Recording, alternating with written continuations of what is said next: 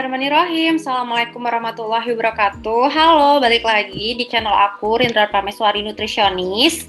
Hari ini aku mau sharing ke teman-teman tentang pedoman gizi seimbang. Dan aku mau ingetin lagi ya, di channel ini itu buat teman-teman yang belajar gizi dari topik yang ringan-ringan. Jadi kalau misalnya teman-teman cari topik yang berat, bukan di sini tempatnya. Silakan ke channel-channel yang lainnya atau berguru dengan Bapak Ibu ahli gizi senior-senior di luar sana. Oke, jadi yang pertama kita akan bahas itu tentang 10 pedoman gizi seimbang.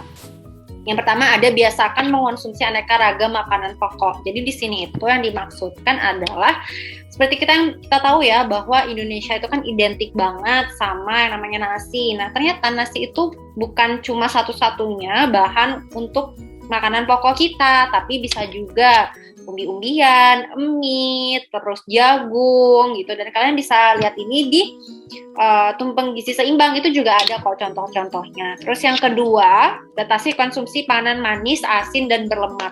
Jadi manis, asin, dan berlemak ini sering kita dengar sama yang namanya tuh GGL, gula, garam, lemak. Batasannya itu seperti apa sih?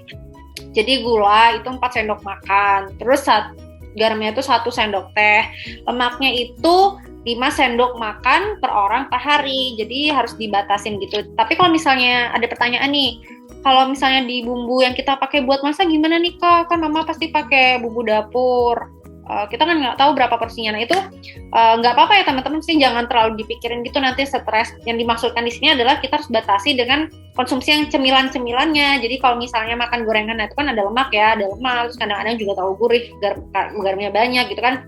Ya cukup dibatasin 1-2 porsi. Jangan sampai yang satu piring isi 10 kalian habisin sendiri, nah lebih ke sana ya. Terus kalau misalnya di gulanya itu misalnya pagi kalian udah makan kue yang manis banget, terus siangnya kalian makan coklat, malamnya lagi makan es krim. Nah itu yang harus dibatasin ya. Atau misalnya kan boba suka banget terus di 2 gelas dalam 1 hari. Nah itu yang tidak dianjurkan teman-teman ya. Maksudnya di poin kedua itu yang seperti itu. Terus poin ketiga, lakukan aktivitas fisik yang cukup dan pertahankan berat badan ideal.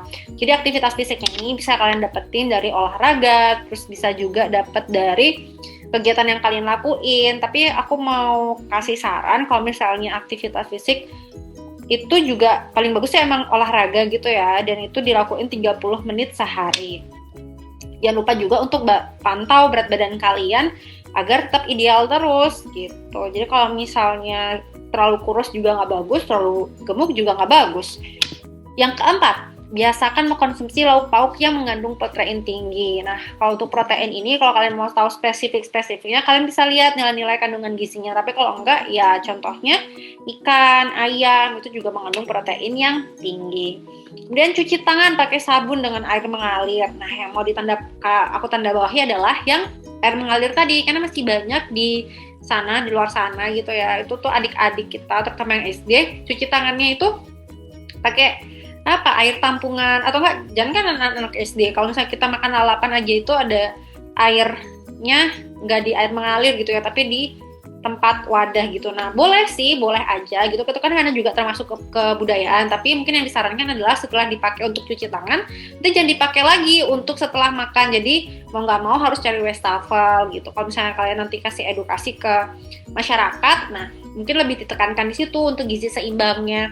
Terus biasakan sarapan pagi. Kalau misalnya sarapan pagi itu kan banyak banget ya manfaatnya. Dan nanti untuk manfaat-manfaatnya itu mungkin aku akan kupas sendiri ya, nggak di sini. Kalau misalnya kalian juga mau cari-cari referensi dari jurnal atau literasi yang terpercaya, itu juga boleh. Terus yang ke berapa tadi ya? 7. Yang ke-7 itu biasakan minum air putih yang cukup dan aman. Sebenarnya kalau misalnya kebutuhan air putih itu kan per orang beda-beda ya, tapi untuk lebih gampangnya gitu karena kalian masih pemula, kalian bisa saranin nih ke orang-orang terdekat kalian kalau misalnya minum air putih itu setidaknya 2 liter sehari atau setara dengan 8 gelas gitu. Jadi kalau cara minumnya ya biar nggak memberatkan gitu, kayak 8 gelas banyak banget gitu. Itu kalian bisa kasih saran setelah bangun tidur minum 1, terus setelah makan selingan minum 1, makan siang minum 1, terus selingan sore minum 1, makan malam minum 1, nanti sebelum tidur minum 1 lagi. Nah 2-nya kemana? 2-nya itu mungkin bisa ditambahin di sela-sela siang deh. Siang kan kadang panas ya, itu jadinya 2 gelas, itu udah 7. Atau yang lagi satunya bebas sih, tergantung mau ditaruh mana aja. Bahkan kalau lebih itu bagus. Tapi nggak berlebihan banget sih, itu juga nggak bagus. Tergantung lah ya, tergantung kondisinya.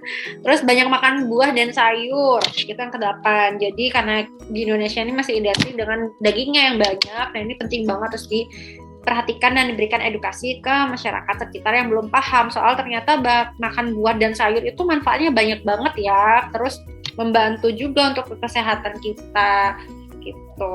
Terus yang ke-9 adalah biasanya membaca label pada kemasan pangan.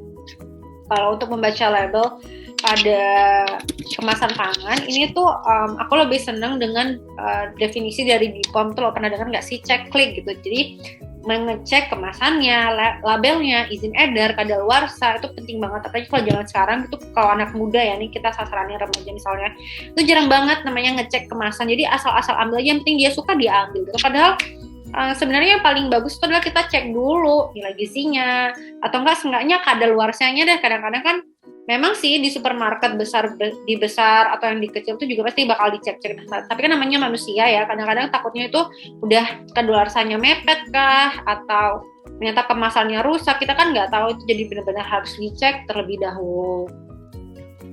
Kemudian yang terakhir, syukuri dan nikmati aneka ragam makanan. Jadi yang mau ditekankan adalah beragam. Jadi makannya nggak cuma itu aja, mentang-mentang suka ayam terus setiap hari. Itu jangan sampai kayak gitu. Jadi misalnya hari ini ayam, besok ikan, besok telur, besoknya sapi.